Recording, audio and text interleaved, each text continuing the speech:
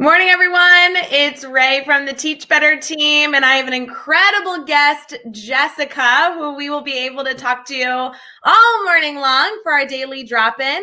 As you guys know, we are live every single morning at 8:30 a.m. Eastern to talk shop, create a great space to hang out, and hopefully get you set for your morning. We have so many things that we're going to dive into. Please use the chat to share your name, where you're currently watching from. We're streaming on Facebook, YouTube, Twitter, and Twitch. And we'll get started here in just a minute.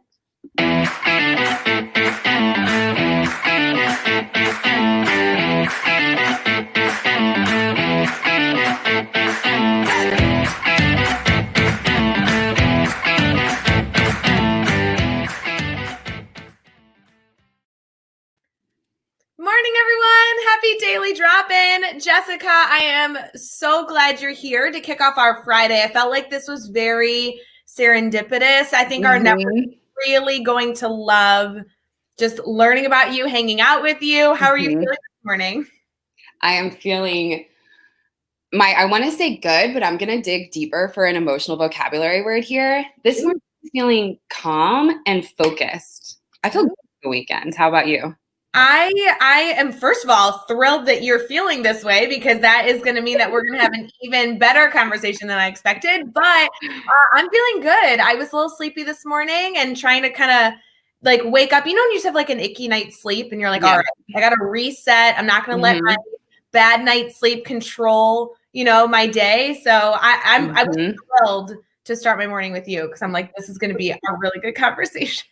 Yep. I always feel like the week right after a holiday break, first of all, I think the time between Thanksgiving break and winter break is probably one of the hardest times for a teacher anyway, but especially this year. So I've had a few of those mornings this week, actually. And I use the tools in our tool belt and Move This World, and I do some deep breathing exercises even before I get out of bed, just to kind of reset and try to leave some of that anxiety and stress from a bad night's sleep before I even leave my bed. Well, I'm excited to dive into all that, because I know you have access to so many resources, tips, and tricks for educators that can also support our students. I want to say good morning to everyone that is watching, just popping on in the comments. Kate's already commenting good morning. She's always on top of it. Kate's like a professional at like trying to be the first one commenting, which I love. Amazing. And good morning, Kate. Famous Jeff Gargis. I mean, Jeff, good morning. I hope you're doing well, buddy. Haven't talked to you in 12 hours. So, eager to hear how your day is going as well. Remember, the Daily Drop-In is live every single morning. We stream all over on Facebook and Twitter and Twitch and YouTube. But you can also catch these over on bonus episodes of the Teach Better Talk podcast. So if you're not catching us live right now and you're catching us after the fact, then try and mark your calendars in the next few days to join us live, because it's a really fun conversation.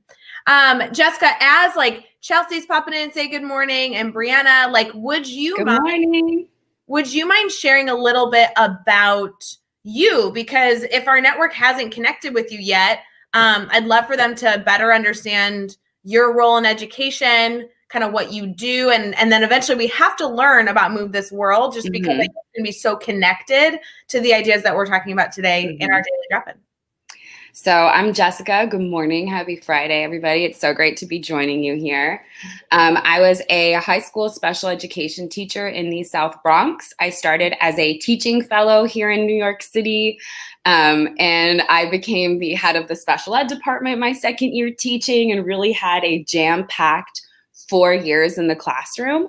And part of that experience included some traumatic events that really broke me, I guess you could say, just to keep it completely real. Burnout is a really real thing. And I knew that a jaded burnout teacher wasn't doing any favors for students and wasn't good in the classroom. So I left the classroom. I went behind the scenes. I've been working in ed tech the past few years, still supporting teachers. But teacher mental health is really, really important to me. Ongoing self-care and support for social, emotional, and mental wellness to keep teachers in the classroom, to better support students with these really critical skills. So now I'm community manager here at Move This World, and I get to support teachers all across the country and kind of celebrate the work that they're doing and help them not only care for themselves, but support this work with their students as well.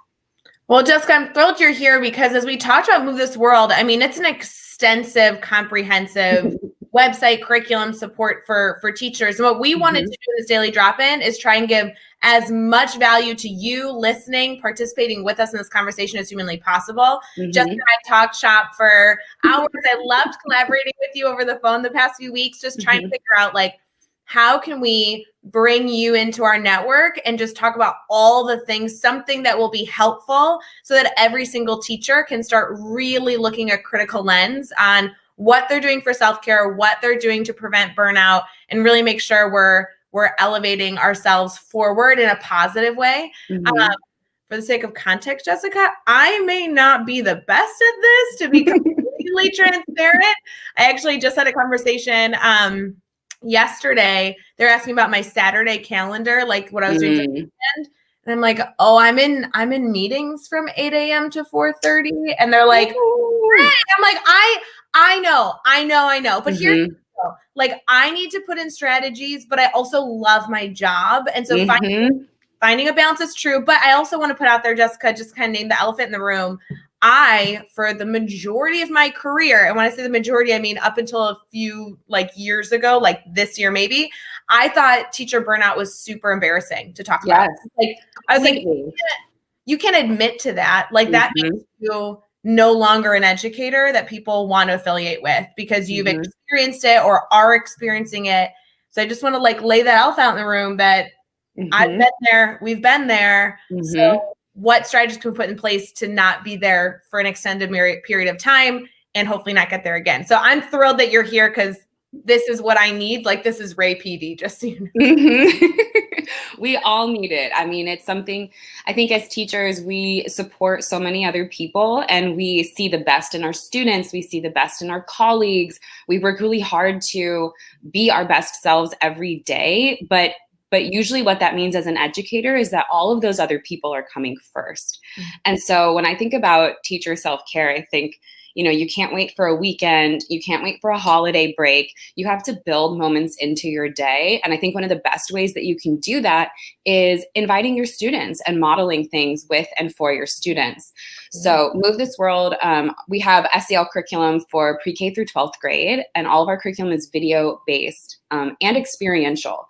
So teachers get to participate along with their students, press play, and they're getting up and they're practicing kinesthetic empathy and they're moving and they're doing exercises rooted in creative expression to better tune inward to themselves and how they're feeling, and then to be able to express that in healthy ways to the people around them and build stronger relationships. So from students to staff to families, that's what we're cultivating in school communities through our curriculum. And for me, based on my experience, I had started kind of integrating a few of these practices way back when I was in the classroom many, many years ago, before I'd ever heard of Move This World, unfortunately.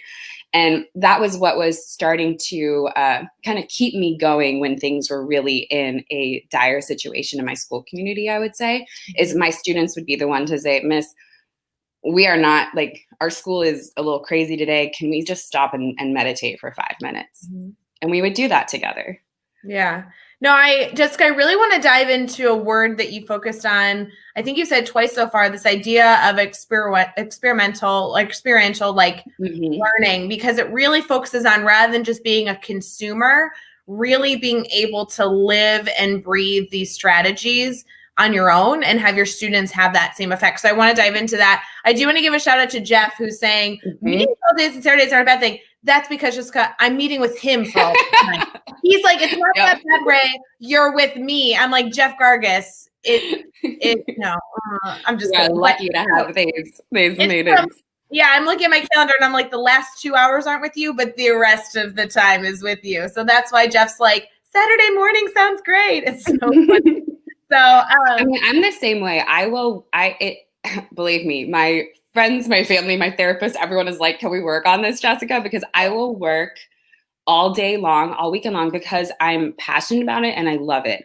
And that's why I feel so grateful to do what I do. But even with that, it's reminding myself that the better I take care of myself in small micro moments throughout my day, the better I'm able to do the things that I love. No, I totally understand that and totally agree. If you are listening right now live for our daily drop-in, please throw your questions, concerns, hurdles, struggles, observations in the chat, because this is, I know, a topic that impacts every single person in our network a little bit differently. And so if there's a strategy you love that you want to share so that we can continue to amplify your voice and the things that have worked for you, we'd love to see that in the chat. If you're somebody who has a question, maybe you're reflecting like, oh, I'm more like Ray, I don't do this very well at all. Please throw that in the chat. We all love to not feel like we're alone. But if you're somebody who's also maybe working on this, Jessica, I'm not sure if you caught a daily drop-in we did with Lindsay Titus. Lindsay Titus is our go-to for a lot of these conversations. She's just so passionate about this idea. And she shared a lot of strategies that were very, very simple, and people really resonated with having small, simple things that they can do throughout their day to feel good. And so I want to get into those strategies with you here, because the more we can share, the more we can share ideas that were working for us or are working for our friends, the more successful we're going to be. So I love your focus of trying to find small things throughout the day versus, okay, so you're going to go the whole month, and then that end of the month, guess what? You get to have a smoothie. Good for you, right? Right. Just hold out until you have a free weekend for that bubble bath. No. Exactly. We can do better.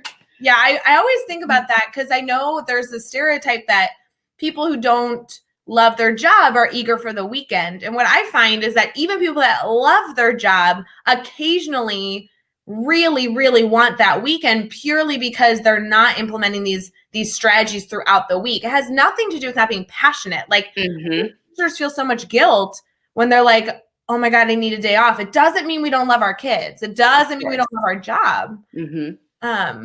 So I don't know, what is like your favorite strategy or your go-to strategy to suggest something throughout the day? I'm really big into breathing. And, in Move This World, we have kind of movements coordinated with a lot of the strategies that we reinforce. So sometimes you'll see me, even when I'm in meetings, I'll do it. I'll like inhale and exhale, and I'm very visual with it. But even with breathing, there are a lot of different things that you can do to use your breath mindfully. Earlier this week, we actually hosted a webinar about practical self-care. So these small things that you can do.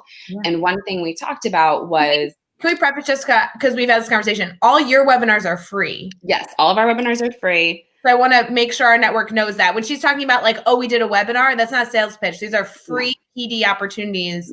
Go crazy. So go ahead, Jessica. Sorry to interrupt you. No problem. Thanks for that. Important to note.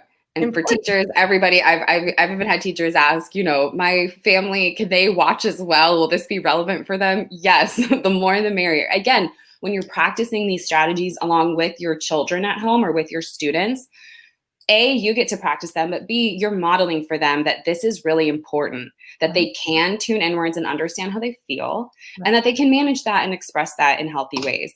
So the breathing, one thing I really love, and it's so simple, is focusing on a longer exhale than your inhale. So inhaling for 4, maybe holding for 2 beats, and then exhaling for 7. And what that's doing is it's actually slowing down your nervous system. You can feel your body calming down. So I say when you're really in a pinch, that's a helpful thing you can do. We even took it up a notch in our webinar when we were talking about it, and doing something like identifying a color and then looking around the room and finding everything you can see in that color. I have a lot of red around me, so I could say red. If you can focus on all of the red things. It's something that you can do for yourself when you are feeling yourself heightened and escalated, to just kind of take a moment and calm down. But it's also really great for transitions with students. So when you're coming back from recess, or maybe when you're all getting into a Zoom room together and starting your class and everyone's so excited to see each other, prompting everybody to take some deep breaths while they look for everything that's yellow around them. It's a way to really focus, because then you're not just calming down your nervous system, but you're also focusing your mind and using your visual senses to stop and look. Well, and I love that strategy because it's something that every single educator can do with every single student, no matter where you are. And I think that's kind of struggle with some of the strategies that I occasionally hear, that that, you have to be in a certain environment. You have to have the right resources. You have to have the right tools. And don't get me wrong, I'm sure those are great activities as well. But right now, a lot of teachers are feeling helpless. They're feeling like they have a lot to prepare for to then support their students. And that's a simple strategy that regardless of where students are in their learning space, every single person can do that. So I have a lot of blue around me, just so you know. So I think like blues, greens would be really, really hard. Red, I think that's my only red thing. I don't think I have it. I also see a red book. Oh, good point. It looks like even one of the other books that maybe has red on the cover from this view. Yes. Okay. Yeah, that is focusing in. Lead Like a Pirate by Shelley and great book. Oh, and we have Bold Humility by Dave Schmittou. And cool, Unforgettable, really good book. This is how we applaud and move this world. So I do this a lot when I talk.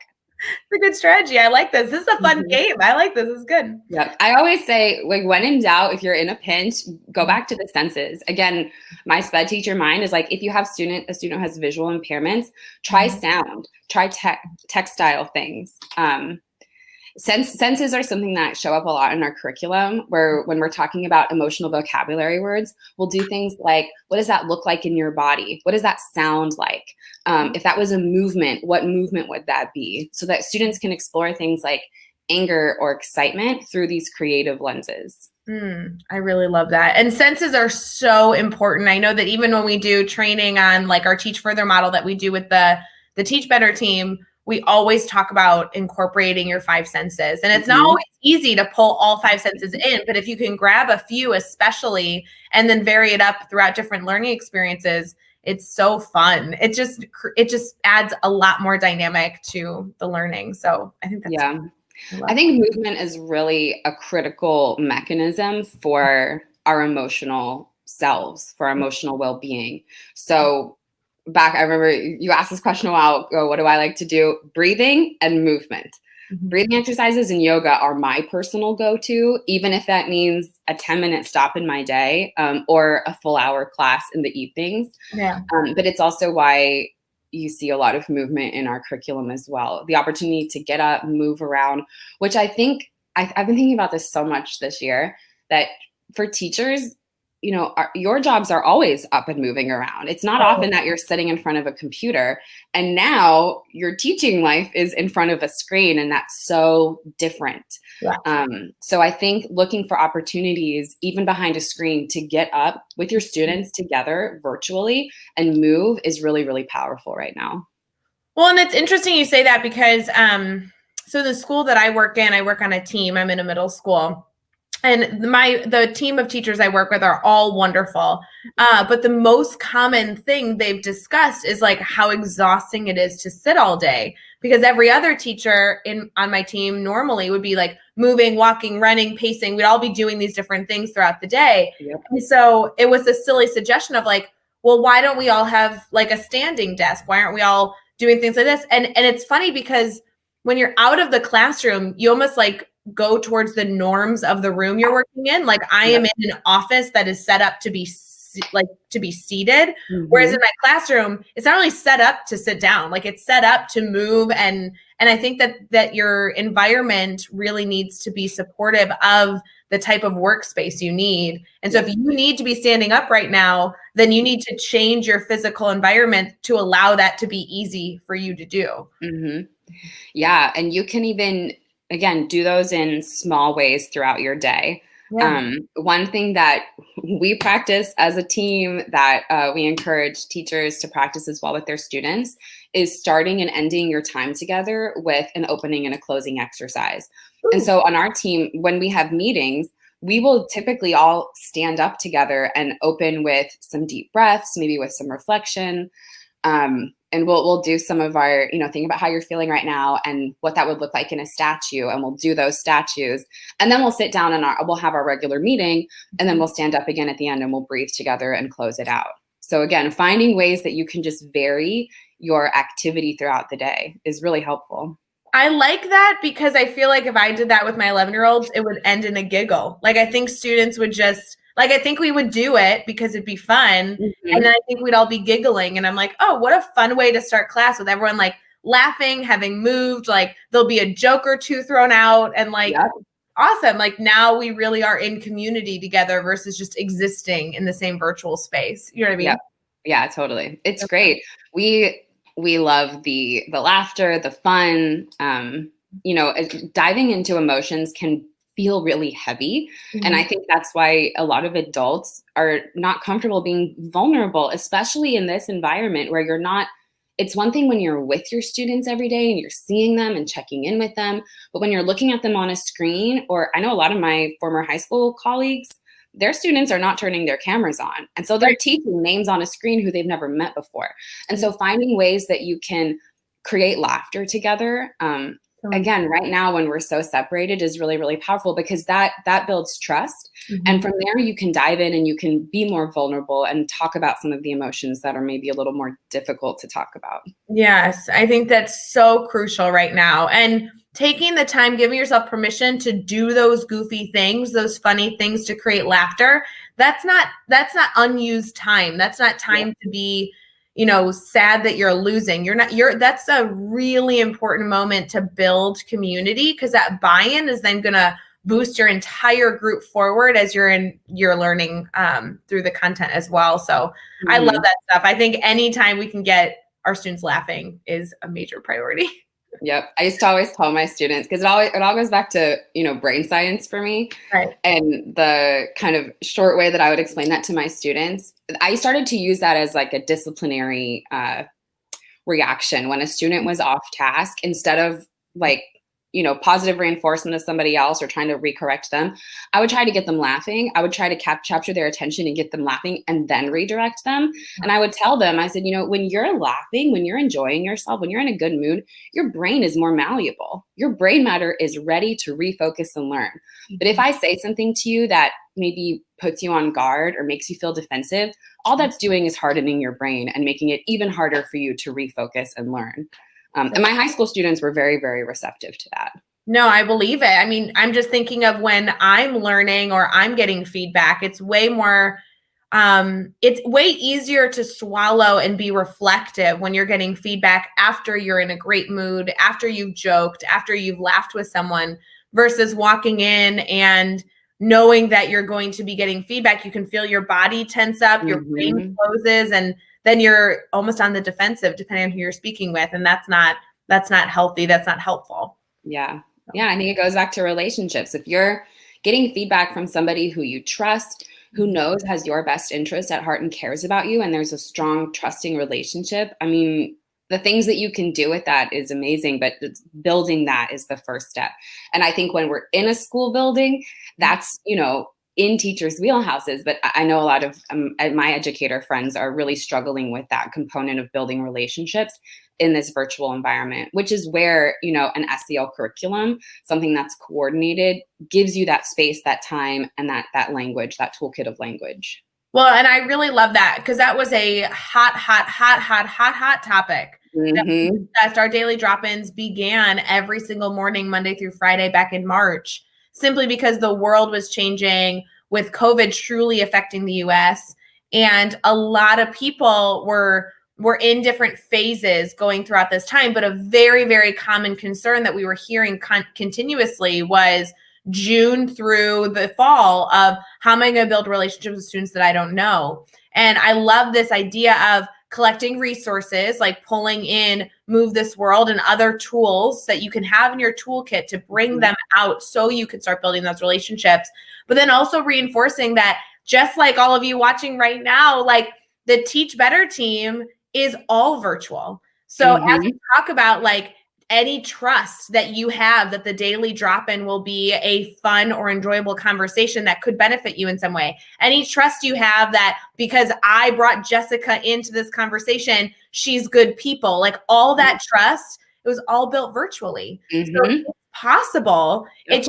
It's a different strategy than we're used to. It's uncomfortable because it's new. And so in my mind, the only way to move forward is to kind of grab hands and all do it together, if that makes sense. Absolutely. I actually think this is going to sound crazy, but I think it's kind of a blessing, because what it's forcing us to do is really focus in on what is the core of a trusting relationship. When I'm building a relationship with somebody new, what does that really look like? Because I think when we're in person, it can be easy to kind of default into, like you said, the environment that we're in.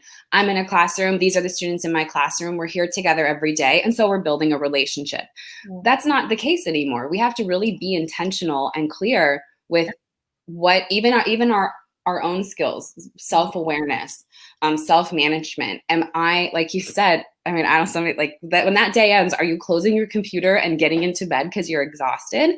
Or are you doing something to rest, to re-energize yourself and to prepare for tomorrow? I think it's really, we're under a microscope right now with our social and emotional well-being. I want to dive into building a core relationship because, Dave Schmittou, Jessica, I'm not sure if you're connected to him. He's maybe one of my favorite people on the planet right now. And he even says, so crazy, I've never met you, Ray Hughart, and yet you're one of my besties. It can be done. I talk to Dave Schmittou once a day. At least. He just published a new course at teachbetteracademy.com on empowerment through leading through empowerment, which I love that topic, that concept. He does so much to support educators. And I know that truly, if I called him and needed something, he'd take a bullet for me. And Dave, I appreciate that. Thank God, that isn't a situation you need to worry about. But my point is that the relationships don't just come out of nowhere, right? They really are building blocks that you have to build this trusting relationship. And then it doesn't matter if you've never met in person before or not. There really are ways to build such strong relationships. Whereas Brianna is commenting right now, so many friends that have come from Teach Better, I've only met a handful in person. I've met Brianna one time. And yet still, she's another person I could call up, and I joke with her all the time, and I stalk her Instagram. I feel very immersed in her life because I have just built this, very long virtual friendship with great people. How do you start that? What focuses should people have as they're trying to build a relationship? What are those core pillars of a strong relationship? I think that's a really interesting question. I think, all relationships start with our understanding of self, right? I think everything starts with our understanding of self. Understanding. And I think another really important component of that is when you're interacting with people, being really aware of where you are as you're entering that relationship and that interaction. So mindfulness is the word that's coming to mind. And I don't think that's necessarily the right word necessarily, but knowing who you are, what you're looking for in this relationship, what you have to offer, and just being mindful of whenever you're entering that space, what are you carrying with you? Which in this virtual environment, it's in that virtual space. So the first thing I think of, because similarly, I have my teacher friends in person that I taught with. And then in the years that I've been outside of the classroom, my teacher network is educators across the country who most of them I've never met. So my inbox gets stacked, my Twitter gets stacked with people messaging me. And I really try to be mindful in those interactions and be my authentic self, even when we're behind a computer. And I think being able to be your authentic self in a relationship, I mean, it sounds so simple and obvious, duh, you have to be you to relate to other people. But that can be challenging, especially when you're virtual and somebody's not in front of your face or you don't know them. And you're just kind of trying to go through your day and focus on your students and focus on what you need to get done and what does your family need from you, and your email inbox is through the roof. So really being mindful of I am a person and this is a person and this is a gift to be able to connect. And not just jotting off that email because you need to reply, but taking a moment to absorb what they've said to you and respond from kind of a neutral place potentially, and not just my day's crazy, but good to talk to you. See you later. Bye. Right. And I think that we see that in a lot of instances where people can forget that human element of communicating virtually. I mean, the common go-to would be when someone posts a comment on Facebook that they wouldn't normally say out loud. That's a bad example, but in terms of somebody truly not thinking through, I think that's a great example. Would I actually have this type of interaction with somebody? had I had them right in front of my face versus kind of behind the computer screen. I like your connection between that negative interaction of, posting a disrespectful comment, but more so even like connecting it to an email. Somebody can email you and it's very easy to, even a student or a parent or a colleague, it's very easy to say, let me solve your problem, but then I gotta go. Like, versus saying, hello, so-and-so, I really hope your day's going well. Here's a tidbit of information. Maybe I'm going to make a joke. Oh yeah. And here's the answer you needed. And by the way, I'm here if you need something. Like really having that human reaction to somebody versus just accomplishing the task to get it off your to-do list. It's a very different approach. Yeah. So I'd say with that, maybe empathy, Ooh. Self-awareness. I think actually all of the 5 core competencies of social emotional learning are critical for developing relationships. Social awareness, especially interacting with educators across the country. I mean, every school, every classroom is different. Every school is different. Every district is different. And really being mindful. I've had conversations with teachers who are just fully supported. They have all the tools and resources they need. And then I have conversations with teachers who this is one of 3 jobs that they're doing, and they're paying for all of their resources out of pocket. And they're both hardworking and dedicated and amazing educators. But in my role in those interactions is being mindful that the social context in which both of these people are working are different. And my social awareness is going to help me form better relationships with each of them. So I think that's also a very critical component. Well, and that same example can be taken when you're working with a student. I do conferencing. The majority of my day is like conferencing with students. And there's many a times where a student's camera's off and they're muted. And I ask them a question and ask them to share their voice. And as we go through our conference, they're giving me a little to work with, right? I'm like trying to pull teeth out of them. And then you realize that, this has happened to me like twice this year and it kills me inside, but you realize halfway through the conversation, they're upset or they had something going on that you throughout that entire conversation had no context of. So as a teacher, you're like, oh, this kid just doesn't care. They're not responding to me. Like, don't you know where the unmute button is? Like, come on, let's get going. And then you find out that they are completely working through a different lens and, frustrating situation. And as a teacher, of course, then you shift everything. But there's this idea of being so mindful and wanting to ensure that you fully understand the situation. It's kind of like assuming the worst rather than assuming the best. Like assume they're struggling. That way, I don't know if that makes sense or not, but. Well, it also, so this is reminding me actually of an exercise that we did recently in a staff meeting. And it was like a whoa moment for me because it gave me a really clear snapshot that I'm not the only person feeling it was just like, we're all feeling a similar frustration. And I really didn't expect it or see it coming. And we were practicing frozen statues, which is in our curriculum. It's in our PD offerings. And we were all standing up. We were all taking deep breaths and thinking about a challenge we were currently facing, and then created a frozen statue that embodies that challenge. And when we did that and we looked at the camera to see everybody's challenge, this happened in one snapshot of a moment, and we were able to see 15 of my colleagues and get a snapshot of how they're feeling. And everybody had their head covered. The feeling was this sort of everybody was in these seemingly overwhelmed. There's a million different words you can use to describe it, but it was a powerful moment because I could see in an instant that, wow, we're all feeling a little weighed down and wanting to hide ourselves from whatever we're feeling. And we're all working remotely right now. And so people are all over the country. I don't talk to every single teammate every single day. And so in whether the challenge was professionally or personally, the fact that it instantly bonded us because it was like, oh, wow, there's a lot going on. And then it led to offline conversations when the meeting ended. Hey, just wanted to check in. I noticed that you were covering your eyes and I was covering my eyes too. If you ever want to chat, I'm here. What's going on? And then, checking in with colleagues every single day to realize that, wow, we're facing a lot of challenges every day. Maybe I want to ask this person every morning, good morning, how are you doing?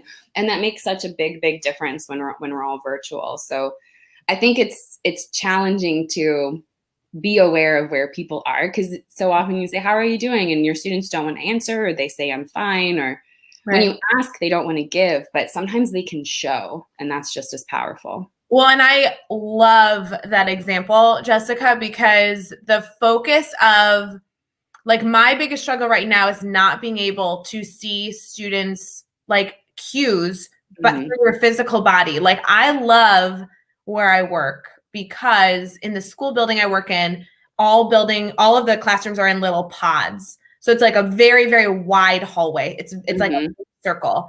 And there's multiple of them in the school building. So in the pod that I work in, I can stand in the pod and watch students enter and immediately read their body language. You can see what their morning was like, how they, you can see their interaction of like, did it seemingly start like recently? Are they noticeably upset by something in the immediate space? Or like, have they been struggling all morning long? And do you see just this like exhaustion?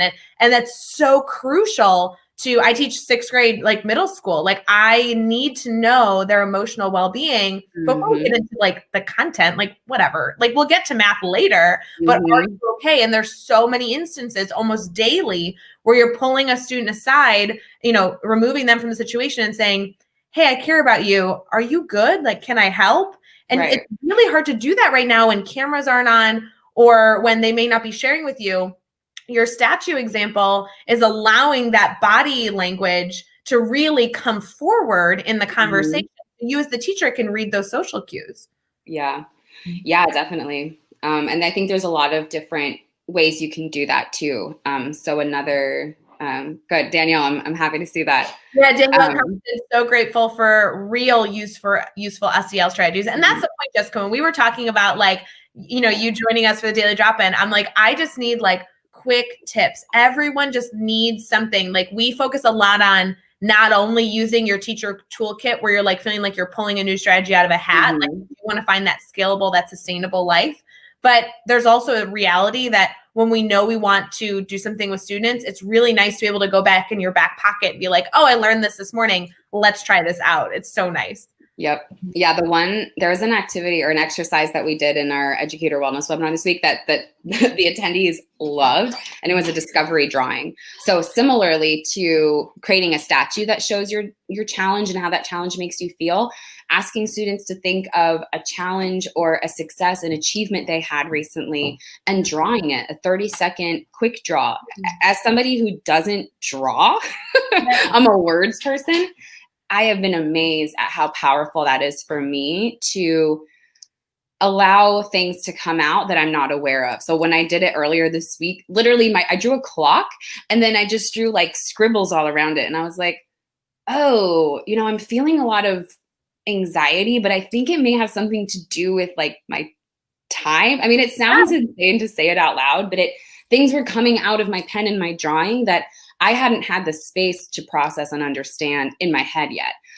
So discovery drawings are also really, really powerful for students and for adults. I love discovery drawings. I think that's such a great suggestion. That's something that you can do so quickly with students and you can share, or they could like upload a picture and then you could look at it later. What I like about that, Jessica, too, is that also can incorporate some giggles. Like, yes, there are some like exploration that you can find out student data, which is so, so important. But on the flip side, the first thing I would do is hold up that clock drawing and it'd be like, wow, this is not my best, right? And we can talk about like, Miss Hughart needs to go to an art class, or, this is a funny scale. So I think that actually could add some lighthearted giggles to then the reality of something that you also do want to make sure you address and learn about students. Danielle posted a question here. She says, how might I convince students that being joyful is okay in such tough times? I think that this is a question not only for students, but for teachers.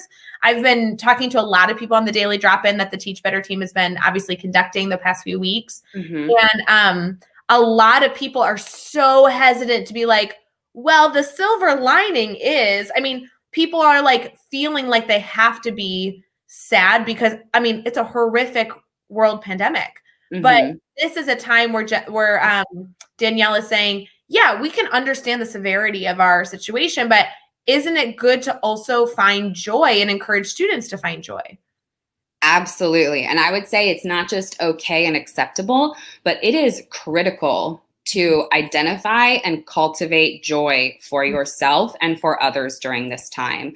I think of being able to cultivate joy as your safety net, like the most important toolbox you can have as we're going through a global pandemic, because the world, I mean, I always say this, I'm like, I have my little joy cocoon of my apartment, and then the world outside is a terrifying place for me. And I can sit, it's very easy for me to sit all day and feel stressed and anxious and upset about what is going on outside of there. But the more that I'm able to cultivate joy for myself, that is helping me sustain and work and function amidst such a difficult time. And I also think that joy in this instance with your students, I would link it to gratitude. So I would ask them to think about maybe something that they're grateful for, someone they're grateful for, why they're grateful for them. Remember a time that you had what's your favorite memory with that person? And then really, again, go back to the senses and do some deep breathing as you go back to that moment. What were you doing? Where were you? How did the ground feel beneath your feet? What were you wearing? What was the weather? What did it smell like? Were you eating anything? Was there a taste you can associate with it? And so students can go back to that moment over and over again when they're feeling overwhelmed or stressed or anxious or really burdened by the reality of what we're living in. Is let's go back to that happy place. Let's go back to that good memory and be in that. I think of it as like, that's the well that keeps you going, that you should be able to go and pull from that little joy kit. We actually have an exercise called 3 minutes of happiness. Ooh. And it's naming and defining something that you can do in just 3 minutes that you know is going to make you happy. What's your go-to for that? Do you have a personal go-to for that? I do. And it's going to sound lame to other people probably, but it makes me so happy. Mine is so lame. It's watering my plants. Like, seriously, I stop, I get up from my computer and I fill I have like a little Wonder Woman watering can, and I fill it up and I go and I water all my plants and I check on them and I feel their soil, and it makes me so happy. And I am unapologetically happy in that moment. I'm not just like, I got to water these plants so they don't die. I'm like, hello, plant. I love you. I'm watering you. You're going to grow. And I make it as happy of a moment for myself as I can. And it turns my mood around every time. I love that. And it's something that you can control. Like, it doesn't really have a large cost affiliation with it. You can do it anytime you need that pick me up. And I think that like those 3 minutes of happiness is so important, because as you're diving into what makes you happy, it's also a reminder that you should do that as frequently as possible. Like 3 minutes talking about something that you love and then going and doing that thing you love. Watering plants can't take that long, right? No. I mean, I've acquired a lot of plants in this time. I want you to know that I can't keep a plant alive for the life of me. So that would be the most anxiety-driven thing ever, because I would be watering them being like, please don't die, please don't die, please don't die. Right. Well, I think it's important too I think we all know, like, there's things I do that I enjoy, but to really name this, another one I have is petting my pets. And that also doesn't usually take 3 minutes, but I will stop what I'm doing. And I have a cat and a dog, and it drives them crazy, but I'm like, it's cuddle time. Yep. Naming, I pet my pets all day long, right? That's not like an exciting, different activity for me. But when I'm like, this, I am going to pet my pets for joy, naming it, making it a thing, is really powerful. And I think for how many plants do I have? I have over 30 plants in my room. I am having a problem, Samantha. I'm sorry. What did you just say? You have over 30 plants in your room? Just in my room. Oh my gosh. I have one plant upstairs, and then I have all these fake plants around my house. I love that's the way to go if you can't. But again, it goes back to really intentionally cultivating that joy. Once I kept a plant alive and I proved that to myself, I was like, this makes me feel good, and I'm leaning all the way into it, and I'm going to make it a part of my everyday life. So especially with students, helping them identify and name those things, name those activities.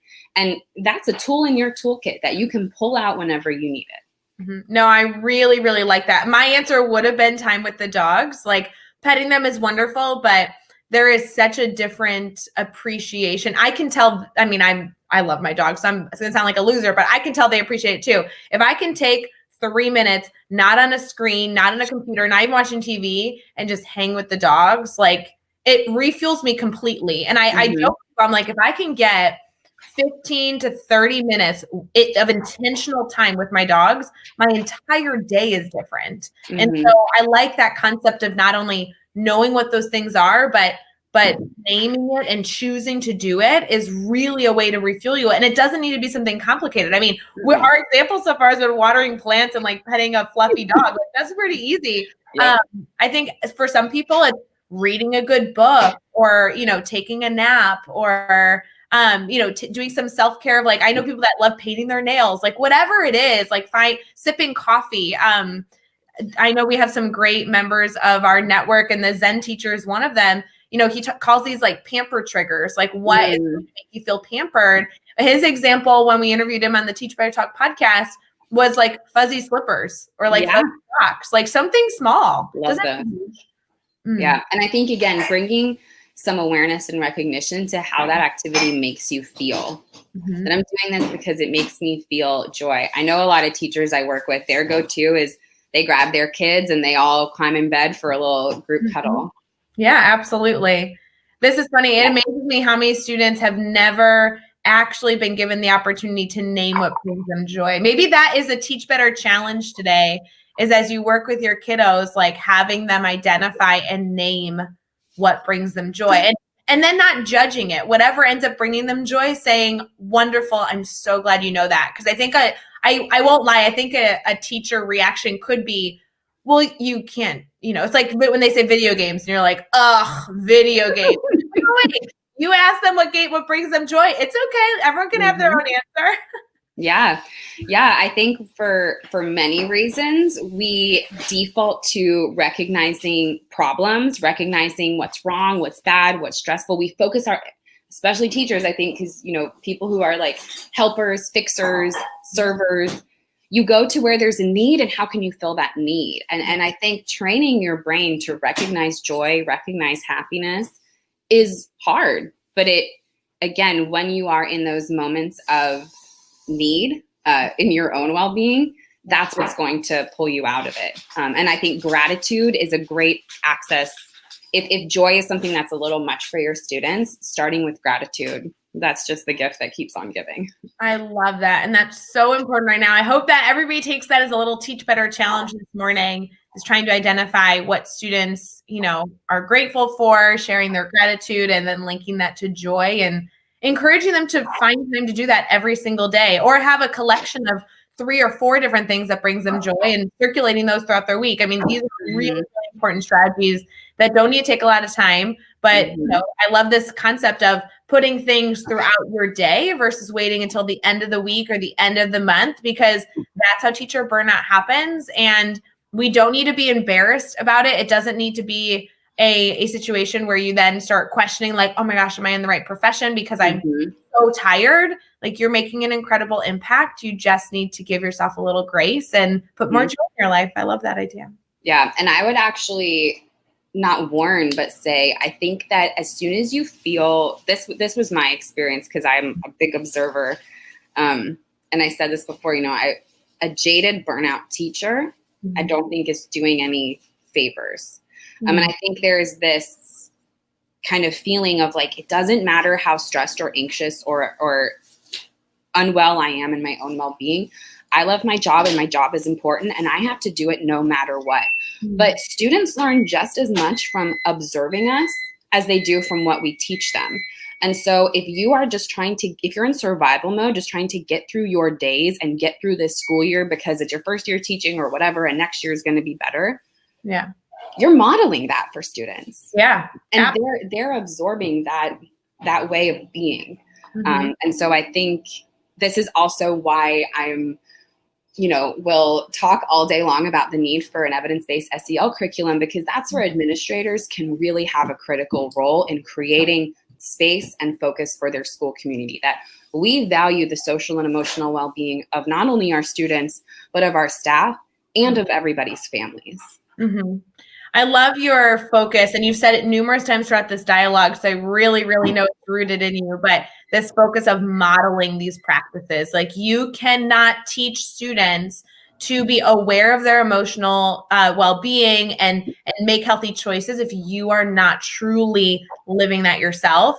And I wrote about this in Teachers Deserve It. It was one of my favorite sections that Adam and I put together, which had to do with like accomplishing your to-do list. Like, I know so many educators that have that endless to-do list, and at the end of the day, if they didn't cross everything off, they're frustrated. They feel, and I'm like, great. So what is that modeling for your students? Like, you're saying, work your butt off, hustle as hard as you can, and if you don't reach the end goal that you had set for yourself, you should be shameful. You should be embarrassed. You should have that ruin the rest of your day. And there's just a reality to like, well, of course you'd never want to model that. And you're like, well, but we do. And we have to intentionally make sure that the choices we want our students to be making, we also are making them for ourselves. I love that. Mm-hmm. Yeah. I think this is where, and I hear this, I heard it from my colleagues when I was in the classroom and we started like trickling in SEL strategies. I hear it all the time now. Oh, this is another thing to put on my plate, or, oh, this is another thing to put on my teacher's plates. And I've heard a lot of educators say this, and this is how I think of it as well, that social emotional learning is the plate. Mm-hmm. Social emotional learning is a journey that never ends. You never arrive. It's never like, we are now self-aware. We have great responsible decision-making skills. Right. Social emotional awareness is an ongoing thing for all of your life. Mm-hmm. And the more that you practice that as a teacher, the greater capacity that you're going to have for supporting your students. And I'm so sorry. Sorry. I'm trying to get him out of your room. Hold on a second. All good. For everybody listening, I do want to give you a little tidbit that we are going to be wrapping up our daily drop-in here in just a second. I want you to finish your thought, and then I would love for you to also share how people can stay connected to you. I know there's a ton of free webinars that you're hosting. Obviously, there's a ton of curriculum and information on Move This World, but there really are some free opportunities for all of you to dabble with. This isn't like a sales pitch. I just love the work that Jessica and her team is doing. And we continue to just try and bring you guys in to support as many educators as possible. Yeah, the lucky thing is most of the things I've talked about today are free resources that you can find on our website. If you go to movethisworld.com, go to our blog, we have a whole COVID resource library. And we've taken some bite-sized pieces from our curriculum and made them into downloadable, actionable resources. Like the 3 Minutes of Happiness is one in there. But yeah, what I was saying earlier, I think SEL is just the plate that allows you to function better. It allows you to have more time and more capacity in your day to get through your to-do list, and then to know how to react and shift paces if you don't get through your to-do list. Right. And it supports your students in the same way. I am always amazed at how much more I am able to accomplish in my day when I am practicing these strategies on a regular basis versus when I just kind of drop them and let them go and I just try to get through the day. I get less done. I have had so much reflection on that recently as we've transitioned from hybrid to remote and then back to hybrid and then back to remote. Like it is something we so need to keep in our mind. Jessica, how can people connect with you specifically? So I am on Twitter at Jessica Ray Alt. I don't know if I can add to the chat here. We can link it. Yeah, absolutely. Okay, you can also find Move This World on Twitter at move_this_world. On our website or on our YouTube channel, you can see some examples of videos from our curriculum. In that resource library that I mentioned, we also have a collection of videos from our curriculum that we have made publicly available because we know that this is such a critical time. And so we want more people to have access to these resources. In addition to our pre-K through 12 curriculum, our PD offerings for next year include Visioning Lab series. So not just PDs to help you use Move This World and do well with our program, but PD series around educator wellness, around processing trauma, around, supporting your community through COVID-19. So our educator wellness series webinars pull some strategies out of those Visioning Lab series. Our next one is going to be on December 15th. If you are on our website and you subscribe to our mailing list, you will get an invitation to that webinar. So I encourage you to come join us. We'll be practicing some exercises rooted in reflection. I love it. And Jessica, I know we're having one of your colleagues join us here in a few weeks as well. We'll be chatting with Dave Schmittou. Kendall, I think is her name, correct? Yes. We'll be able to talk more strategy. So if you're listening right now, go connect with Move This World. Go connect with Jessica, all the work her team is doing. And then make sure you continue to join us for the Daily Drop-In, because we have somebody coming in next week who's going to be really focused on incorporating physical movement into the classroom. The following week, Kendall's joining us to talk more about SEL support and all these things in between. So please, please, please remember, you can catch all these videos, whether you're watching us live at 8:30 a.m. Eastern in the morning, or these are saved on all the platforms they stream on: Facebook, YouTube, Twitter, and Twitch, as well as being a bonus episode of Teach Better Talk podcast, because we are just trying to be available and trying to be as helpful as humanly possible. Jessica, we're going to hang tight here, but we're going to say goodbye to everybody else. I hope you all have I forgot one last thing. I'm so sorry if we have a minute. So we also have 2 podcasts that I really encourage everybody to go listen to, because next week's podcast, we talk to 3 principals. It's our season finale. It's called the Sarahcast, Conversations in Social Emotional Learning. We're talking to 3 principals who have schools that are at various opening levels. Just some real talk about what this year has been like and what they're looking ahead to for the next semester. Oh my gosh, so many resources. Guys, go collect these resources. When we know better, we do better, and we believe in you. So take time to learn, and then take time for yourself to process, and then surround yourself with good people. We'll just keep on tracking. Jessica, thank you so much for joining us. And everyone here, we wish you nothing but an absolutely wonderful Friday. We'll see you guys later. Bye.